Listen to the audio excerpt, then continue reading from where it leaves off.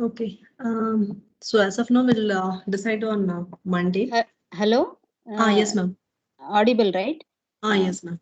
We can have it on Monday if they don't have any other tests or any other schedule. Will this Infosys thing, will it get extended? Just No, want to ma'am. know. We have to do it on Friday. Okay. Friday also it is during lab hour, ma'am. The Infosys thing.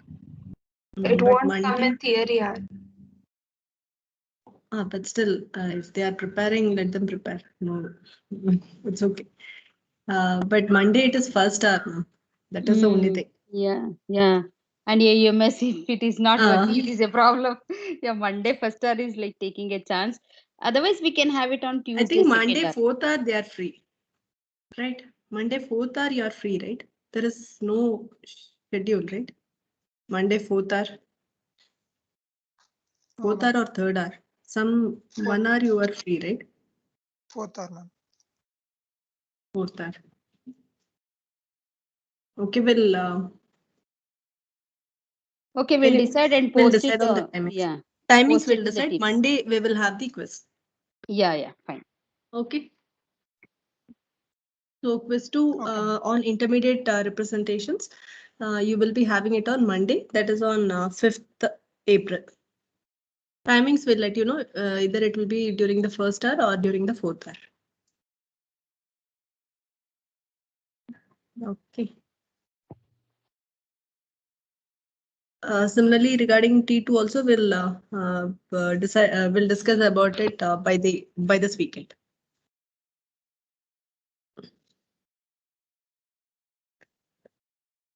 Okay, so we were discussing about this intermediate representation. Yeah. So what is the importance of this intermediate representation? What are the different levels of abstraction we have discussed? And then we have started discussing, saying that we have two levels of two ways of representing this intermediate representation. One is three ways actually. One is structural intermediate representation, which is nothing but the graphical way. The other one is linear intermediate representation. The other one is hybrid intermediate representation. So graphical intermediate representation, which we have already discussed. So where we discussed about the parse tree, then about the syntax tree, then about directed acyclic graph, the advantages of all three and disadvantages of it. Then comes the after the tree representation, then comes the graphical representation, then comes the graphs. So in that we have discussed about the control flow graph.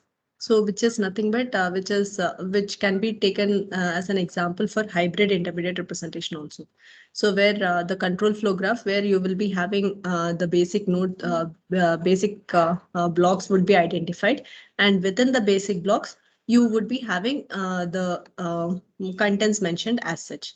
So that is like the sequence of instructions would be mentioned. So how do we identify the basic blocks? And all we have discussed during the control flow graph itself. So that means we will be having a structure getting formed based on the labels and all. And within that block, we will have all the linear intermediate, all the sequence of instructions given. So that is the reason why we can consider this control flow graph to be as the hybrid also, hybrid intermediate representation, because partially it is graphical way as well as partially it is linear intermediate representation also. So both the ways are getting combined. So we can consider this to be as hybrid also. So we discussed few examples based on this control flow graph. And then about single statement block, that is the same control flow graph itself, in that instead of having a block of instructions given together, we can even consider single instructions taken for each line.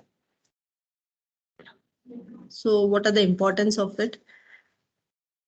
Then discussed about, so that was based on the control flow graph was based on the structure of your program. Okay, how the control should flow on. So the next we have discussed about the graphical representation based on the data. So how the data is being flowed, how the flow of data happens. So for that we have the name, what we have discussed is dependence graph. So data dependence graph we have discussed. So in that also we have discussed two examples mainly. One is if you are having a normal variable, how the flow of data happens. Similarly, we have discussed in terms of array also. So when you're making use of an array variable, how the flow of data happens. And also if we are having a loop coming into picture, whenever we say it's a loop, we will have all of us know that we have three things. One is the initialization, then comes the condition, and then comes the increment or decrement part, right? So when we are saying initialization, which is nothing but first time what the value will be assigned to a particular variable. After that, based on that particular variable's value, the condition would be verified. And once each time you enter the loop, that value keeps changing. So that means within that loop, for the first time, your variable will be depending on the initial value. After that onwards, it will be depending on the increment or decremented value. So how the flow would be represented. So that also was discussed in this data dependence graph. Then comes with respect to the functions. So functions, whenever we make use of the functions, how do we represent the flow of functions based on the call? We call it to be a call graph. So in detail, we said like in detail, we will be discussing about this call graph in the next chapter, that is procedural abstraction. During that time, we would be discussing in detail about this call graph. So here we just saw about the definitions and the structure of it. What are the challenges were the thing which we have discussed. So moving on to the next topic, that is the next intermediate representation, which is considered to be as linear intermediate representation. So as the name specifies, linear. So linear means it is nothing but sequential. The instructions, the flow of instructions would go in a linear fashion. That is like in the sequence. That is one after the other, it would be executed. And how, what is the main thing which you have to know, the control how it is. So based on the labels. So labels means, which is nothing but whenever you have a condition, the flow, that is the conditional branching. So whenever we say it's a conditional branch, which is nothing but you have some condition verified, and based on that condition, you jump to from one location to another location. So when I say from one location to other location, which is nothing but you would be representing a label. So you would be jumping from one place to another label. Okay, so when you are executing the instructions in a sequential pattern, a small you would based on certain conditions, you may have to jump. So when you are saying a jump, sometimes that jump you may take that branch. So that means when we say it is taken branch, which is nothing but you may jump to that particular label and execute it. Sometimes we can even say that it is not taken. So the branch is not taken. So that means which is nothing but you don't jump to that particular label. Instead, you follow the next instruction. The next other than that label, the next instructions would be executed. So we can call those to be as fall through branch. Okay, these are two terminologies which will be used when we are using this linear intermediate representation, which is nothing but taken branch and fall through branch. So taken branch, which is nothing but once the control flows based on to the label, then we call it to be as taken branch. The other one is nothing but we call it to be as not taken. So the other name for not taken is nothing but fall through branch. Okay.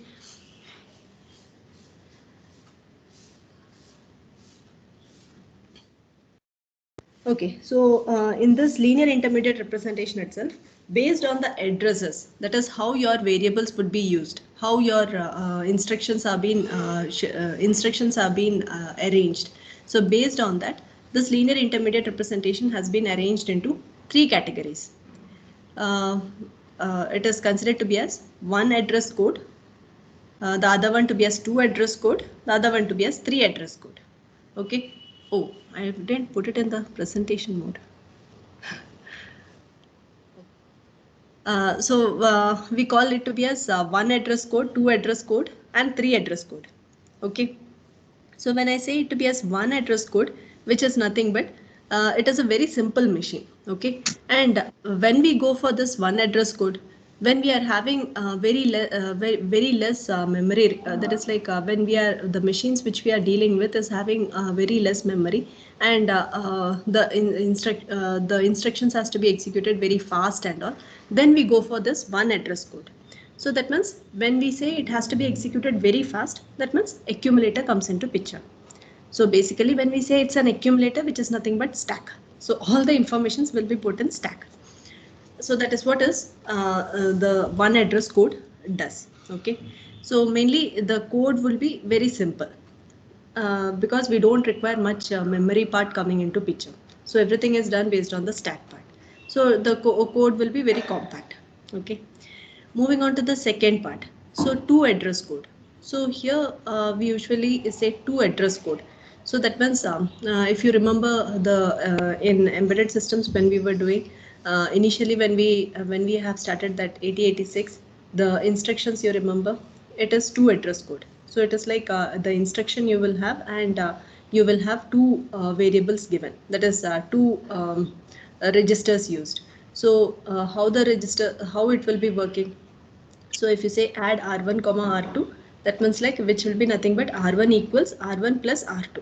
So that means one variable itself would be acting like first time it has to access the contents from the particular register. Second time that the content of that particular register should be modified. So those type of instructions, operations, we call it to be as destructive operation. So that means if you are using, that is an operation where one operand itself is acting like where one operand itself is acting like at one time you have to access the value, and in the same way same operand the result also has to be stored. So these type of operations we call it to be as destructive operations. Okay, so that is what that terminology means. So and but here since the same variable has to be same operand has to be reused again and again, so so this to address code is not very much used. So this is not in compiler design phase also, this to address codes are not being used very much because of this destructive operative way, that is the same variable is getting reused, where the result also has to be stored. So this is not used very much. Okay. Moving on to the third category, which we call it to be as three address codes. So if you remember your ARM instructions and all, this three address. So you will be having your instruction given and you will be having three registers mentioned. So where the last two operands will be acting like the operations will be applied onto the last two operands. Say for example, if you say add R1 comma R2 comma R3, where you will be applying the operation add onto R2 comma R3, and the result will be stored in the third operand, so which is considered to be as R1. So like this you will be having three addresses mentioned. So so when we say the linear intermediate representation, the mainly used ones are one address code and three address code. So when we go with the one address code is when we are having limited memory, and where you have to look into that is like where you are very much constrained towards the speed and all, then we can go with this one address code.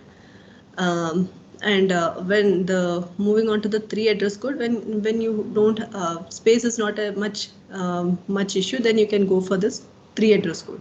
And two address code is not much used. Why? Because the same variable is getting the result, that is once you finish that particular operation, that result also should be stored in the same operand. So when we don't use it much, the main reason is when we go for that is like rescheduling, that is like when you start rearranging your instructions, at that point of time the results what you are expecting may not be, that is like we can't go for rearranging of your instructions will not be very much effectively done. So that is the other reason why we are not going with for this two address code. Okay, that is why it is within bracket itself where you have mentioned it is less important. Mainly we go with one address code and three address code. Okay. So let's see how this one address code works. So so here when we are saying linear intermediate representation, which is nothing but it is the machine code part itself, and here all the contents are being used with respect to the accumulators. So when we say accumulators, which is nothing but stack, so we can call this one address code to be as stack machine code. Okay, so in this mainly one of the example for the stack machine code is the Java program itself. So stack based machine code has been done for this Java programming. So if you take one example, if you want to solve this expression x minus 2 multiplied by y, so how this operation would be done. So when we say x minus 2 multiplied by y, so here all the contents are getting pushed, right? So first what we have, when we are saying the instructions are getting pushed into your stack. So first we will be pushing all the variables as well as all the constant values. So here we have three contents. So one is x variable. So first we are pushing the x variable. Next we are pushing the value 2. Next we are pushing the variable y. Okay.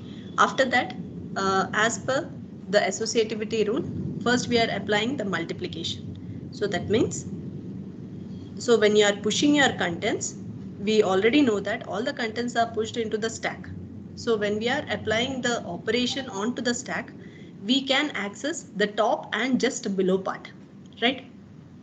Are you able to just map it? How just imagine how you can do the operation. So you are pushing the contents. So first you are pushing the x variable. So top would be moved next. So where you are having the top, there you are pushing once again 2. So 2 is getting filled. The top would be moving next. Then you are pushing y. So the value y would be stored in that place. And now when you see the associative rule, what happens? First you have to apply the multiplication. So that means when you are saying based on the associative rule, when you are applying on the top, you should have those two variables which the first operation has to be done. So first you have to do 2 into y. So then in the stack also the content how you are pushing, it should be in the same order. Okay, so first then multiplication would be done. So multiplication operator, when you are calling, you would be accessing the top content and top minus 1 content, and you can apply the operation, and the result would be pushed onto the stack itself.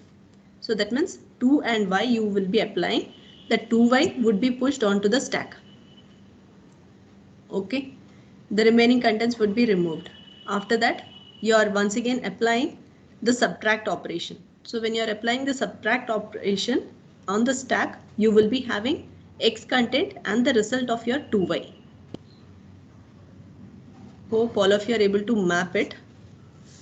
Imagine how the contents, I'll just show you. So for this expression, if you take the stack to be in this pattern, say this is how we usually take it up.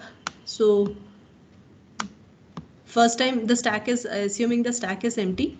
So when we are having x minus 2 multiplied by y to be done, so based on the associative rule, first multiplication should be done and then the subtraction should be done. So based on that, first I am pushing all the variables. So first I am pushing the x variable, which should be done the last part. Next I am pushing the value 2. So 2 is pushed. Next I am pushing the variable y onto the stack.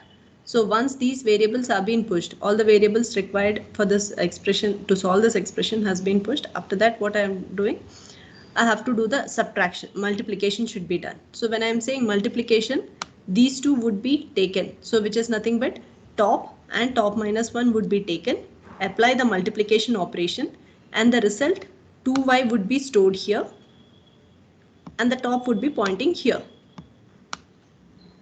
So in other words, I can say that I'm removing this variable. Why I can say?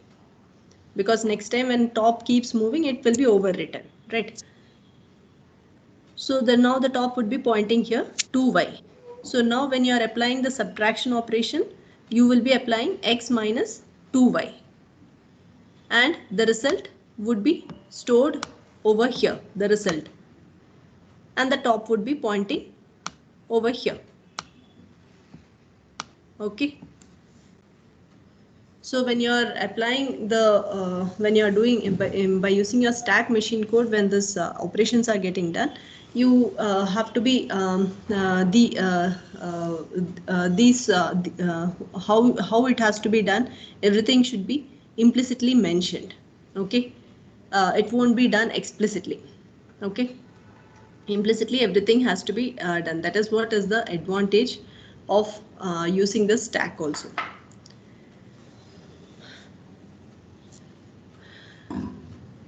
Okay, so so where we can use this, where you are not worried much about how speed it has to execute. So in those places where you are not worried about the communication part. So if your communication links are slow and all, there you can go for this stack machine code. One address code, you can use it. Okay, so the important thing is when you are going for the stack machine code, everything has to be done implicitly. Okay, so based on your stack instruction, the instructions what you are giving here also should be taken. Okay. Ma'am, in the previous slide, like it says, you told this slow communication link the net. I don't understand, ma'am, like slow communication link to what it refers to. Hello. Hello, ma'am. Am I audible? Yeah. Ma'am, actually, you told here like slow communication links the net. I didn't understand like what communication with respect to this one address code. This is just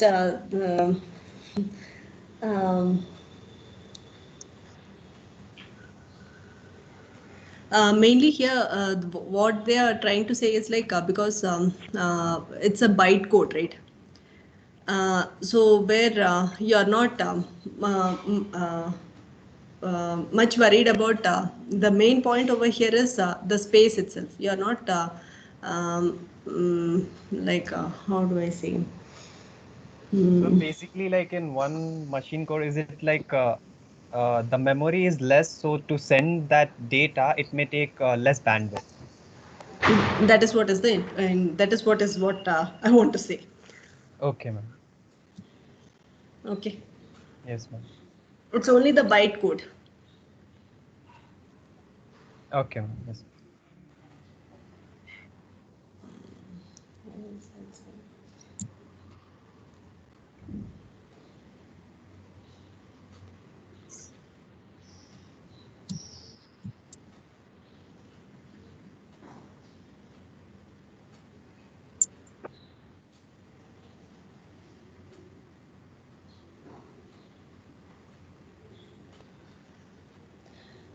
Say for example, like say as I have given the example to be as Java, right? So when I say Java, it is like a interpreter, right? So when we are saying interpreter, which is nothing but each line by line you are getting executed, right? So that means the content, how much you are going to pass from one thing to other thing will be very less. Are you able to? Yes, ma'am. Yes, ma'am. Correct. Understand? So that is the point what has been mentioned here. Okay. Okay. So moving on to the next one, 3 address code. So as the 3 address code, which is something similar to your ARM instruction. So when we say ARM instruction, you have the instruction given and you have 3 variables or 3 operands. So one operand, 2 operands where you will be applying the operation, and the third operand where you will be storing the result. Okay, so here when you are saying the same expression, when you say z is equals to x minus 2 multiplied by y, so how this instruction would be taken up is, that's very this thing. So you can see here, By using a temporary variable, it will be executed. Say first, as the associative rule, first the multiplication will be applied. So 2 into y will be done, and that result would be stored in the temporary register, or I can say it to be as variable for your understanding. So that variable will be taken for the next instruction. So next instruction means which is nothing but subtraction. So subtraction of x minus that result. So x minus t would be done, and that result would be stored in z. Okay. So so since we are taking up this 3 address code, so for solving certain expressions, we may be in need of some temporary registers, and we can uh, um, which will be easy for us to solve that particular expression itself. Why I am saying it is very easy? Say for example, x minus 2 multiplied by y, right? So when we take multiplication operation and subtraction operation, the number of cycles which multiplication is taking is more than when compared with subtraction, right? I hope all of you agree that the number of cycles required for applying this multiplication is more when compared with subtraction.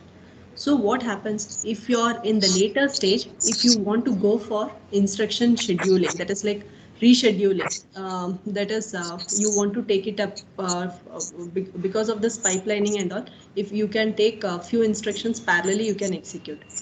So that time if you want to take it forward, multiplication and all can be taken forward, since it is 3 address code, and the result is also stored in a temporary variable.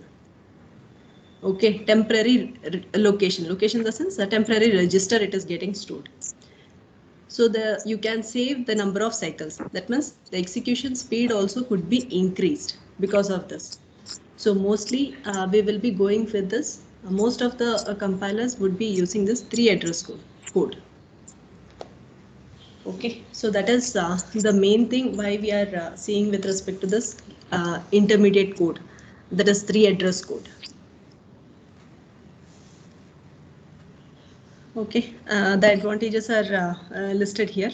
So the main thing is which is similar to your for users, it is very easy to understand.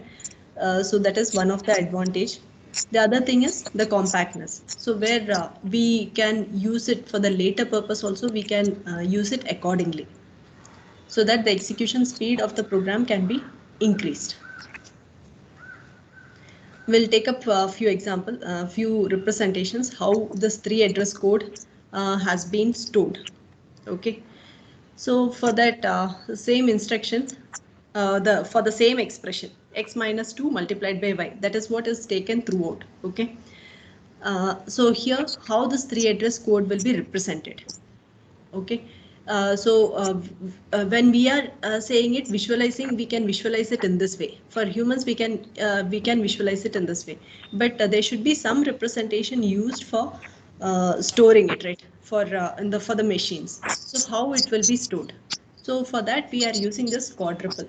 I think someone is not muted. Can you mute all of you? Okay, thank you.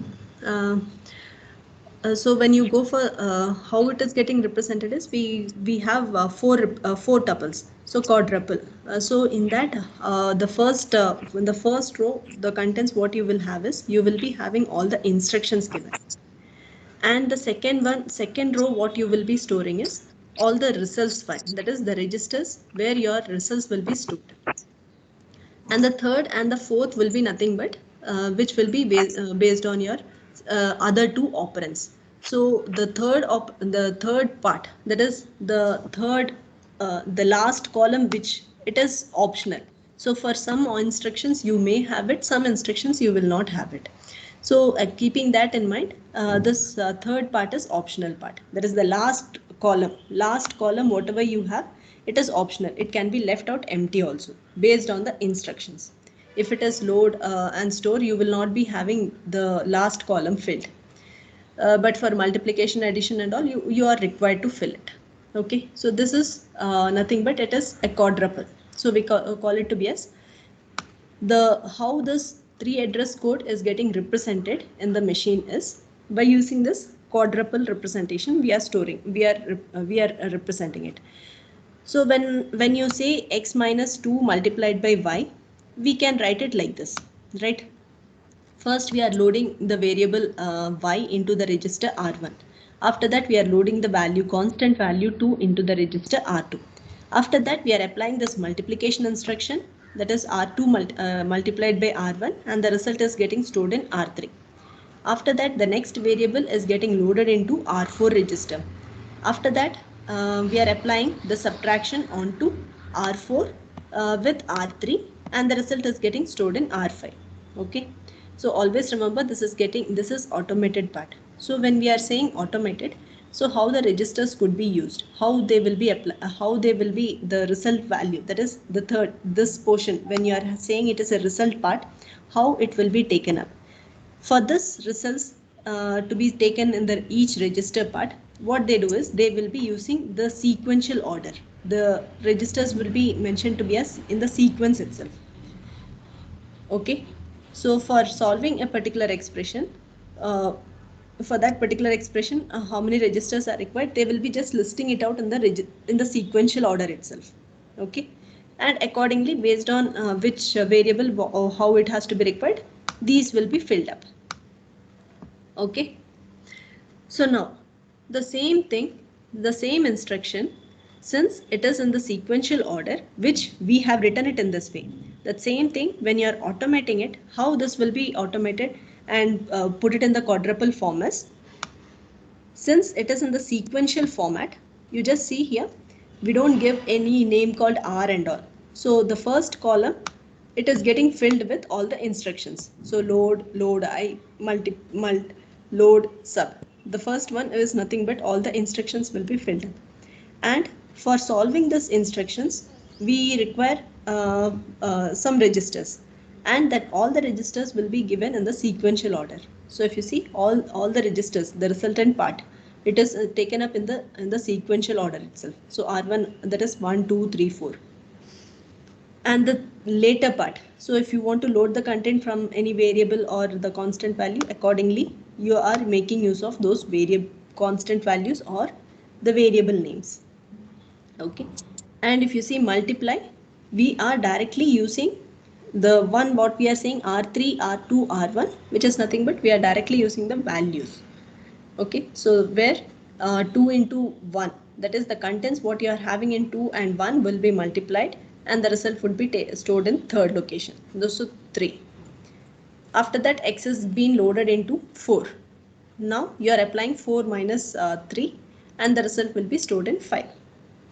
So this is how the 3 address code will be represented in the machine. So this is how it is stored in your machines. So for example, in Fortran and all, this is how it will be. This is how it is being stored. Okay. So registers, what we are saying R1, R2, all these are for for user viewpoint. But when it actually comes into implementation part, we mostly it is getting represented by using the sequential order with the constant values. Okay. So as I said, why we are going for this 3 address code and all. The first main reason is it is easy for us to reorder. So that means scheduling part, if you have to increase, then we can go for rearranging of your instructions can be done. So that's a few instructions can be, since it is since all the executions are happening in the pipeline, so few instructions can be executed parallelly. Okay. So we will see the variations of it, how it can be improved and all. Okay. So in Fortran and all, they are using quadruple. Okay. So instruction, then the result part, that is you have one column for giving the instructions, the next column for taking the results, and which is in the sequential order. Last two, which is the variables or the operands. Okay. So since in quadruple, the results are getting stored in the sequential order, what they have done is to improve the space of it, to increase the usability of the space. What they have done, they said they don't have to have explicitly the result part. Instead, they can say it is in the sequential order. So first instruction, second instruction, third instruction, they can take it up in this way. So each instruction has been sequenced. So you don't require any extra space for sequencing it, right? Next instructions. So it is given as a number itself. So you can avoid one column. So it becomes, instead of quadruple, you can go with triples itself. Okay, because in the previous one, all the results are getting stored in sequence. That is sequential order itself. Or this part is sequential order. So you don't require any explicit location, one column itself dedicatedly for this. So instead, they said we can go for triples, where we will be making use of the sequential number. Okay. So keeping that, what they have done, they have removed one column. They said load y, load immediate value 2. So all these sequential number is the one where the register is also register number and the sequential number both would be same. That is what they meant. So now when we say multiply, they are directly taking the sequential number. So first instruction, that is the first sequential number multiplied with second sequential number. And the result will be stored in the 3. So 3 means, which is nothing but third sequential number. So which is indirectly meant to be as third register. So like this, they have done it. So what is the advantages? They say that they claim to be, they save 25% of space instead of quadruple. But there is a disadvantage. What is the disadvantage? It is very hard. If you are going for rescheduling it, it is very hard for rescheduling it, because all these instructions, say multiply, it is based on the sequential order, right? So if you try to rearrange it, everything the order and everything will be changed, right? So it is not easy for them to rescheduling and all. So it becomes difficult. Only advantages, they can save some 25% of space. So it is not feasible. So like this, one suggestion has been given. They tried implementing, but it's not feasible for the later part. That is when you go for this optimization part. Okay, so we have advantage as well as disadvantage. So to save this, so to overcome for this disadvantage, what they have done, they went with this indirect addressing. So what they meant for this indirect addressing is, instead of giving the sequential number, that is along with the sequential number, whatever they have given, okay, they started using the binary kind of representation, or I can say it to be some numbers they were using it. So when they were using the numbers for each statement, they started giving a number, and for each statement, so each statement they have numbered it. Okay, and how many steps are required for solving that particular statement, that is also taken. That is considered to be as implicit name. Okay. So what they have done is, they just gave it to be as another name, and for now the problem is we are not able to rearrange the contents. So to rearrange the contents, what was the issue? Because everything is depending on the sequential number. So instead, what they have done, for each statement they have numbered, as well as within that statement how many instructions. So this instruction is also numbered, so that if at all, if you are rearranging the contents within this implicit this thing, so here only you have to modify it. Within this set of place only you have to rearrange it. So when compared with the previous method, this method would be little better, little easier. Not very easy, but little easy. Okay, better than the previous one. So they have used two things, statement or statement list, as well as implicit naming. Okay, so they have maintained two more things. Okay. So at the end, what was the conclusion kind of thing is, it's the compilation, so mainly it is nothing but it is for saving the space, right? So initially all the machines whatever we had, it was constrained with respect to space. We don't have much space, but the recent machines we have enough space, so we don't have to worry this much. So in recent machines and all, we don't go for doing all these things. But in the previous machines, that is in the initial stages and all, we were much worried about the space part, because we can't keep occupying more space. So that because of that reason, all these versions have been came into picture. Okay. So that you just have to know about it. We have something called a quadruple. So which was the mainly used part, and to avoid to increase the space, to save some space, we went with this triples. So in this triples, they have used the sequential order so that they could avoid one column itself. But it was very difficult for when we go with the triples. It was very difficult if you go for optimizing part, that is reordering part. Then instead of it, they have come up with this indirect triples. So in that, what they have maintained is extra two more things. That is, along with the sequence number, they have maintained one more thing, which is considered to be as statement list. Okay, so which will be which is much little better than the previous one.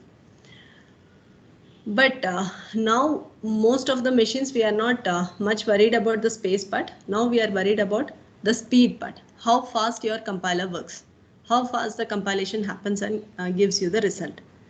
So recent compilers you are worried about the speed, that is the fastness. Okay. Okay, so last, just you should know about this two address code. So keeping that, just gave just one slide on two address code. So in this two address code, what it means is you will be having the operation applied onto two operands, and the result will be stored in one of the operand itself. So because of this, we call this these type of operations to be as destructive operations. And when we go for this destructive operations and all, it will be very hard for us to go for optimization. That is like a reordering part and all. So for that reason, we are not none of the machines when they started using in the linear representation, none of the machine went for this two address code. But still this exists. You should that is for during compiler designing phase, none of the compilers have used this two address code, but they tried using it, but it is not a feasible model. That is what they have come up with the conclusion. Okay, because the reason is because it is very difficult for using the namings. Okay.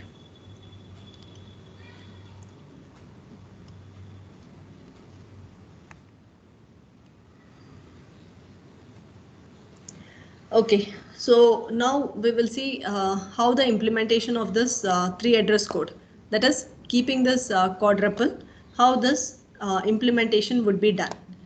So that is we were saying it to be a sequential order and all those things, right? So how it was implemented. So implementation part, how it was done. So that in later phases, we can apply this optimization also. Okay. So the first method, how we have done. So if you keep this quadruple, we can use a simple array and we can do it. So that means each instructions have been taken up in each in a sequential order. So in a sequential order means which is nothing but in the simple array concept they have used. So each instruction has been taken up and they have put into a target. If you see the target instructions, that is like T1, T2, T3, T4, T5. So we can say that we can easily implement by using array concept. That is one dimensional array concept. It is easy. We can easily implement it. So the first implementation for this three address code by using this quadruple representation has been done by this by the simple array concept. That is indirectly I can say it to be as sequential order. Okay. Next, instead of this sequential order, which could be the other improved version of it? We can go with this pointers. So all of us know when we go with this pointers, what is the advantage when compared with arrays? So easily we can make the pointer point to different locations, and we can easily reorder. We can improve the we can reorder the certain instructions. Say for example, instead of taking this that is T4 equals A, instead of loading the instruction at that point of time, you could have loaded the instruction at the beginning itself. So the number of cycles for loading, we could have done this T1, T2, T3 loading part could have been done parallelly, because there is no dependency part. So all the three instructions could have been done together, so that by the time T3 multiplication happens, we could be some or the other way, the compilation time could have been reduced. So that was one of the advantage when we can go with this array of pointers. So this was the representation how we have used it. So one advantage is we can rearrange it. So later it has come up with the third representation, which is considered to be as linked list. So linked list, where you can arrange it according to the sequential order itself. So where along with this instruction, we will be having a pointer pointing to, that is, this pointer would be telling us after executing this instruction which one has where the control should go on. So where the control should go on. So like this, the pointer will be pointing us. So we can so when compared with array of pointers, linked list would be the one which can be easily used up. So all of you know, when you have done with this data structure, what is the advantage and disadvantage when you go with the array, when you go with pointers, and why we have to go with this linked list. So that is the same, those are the same advantages applied here also. Okay, so we'll continue with this in the next class. Half class is required to complete this.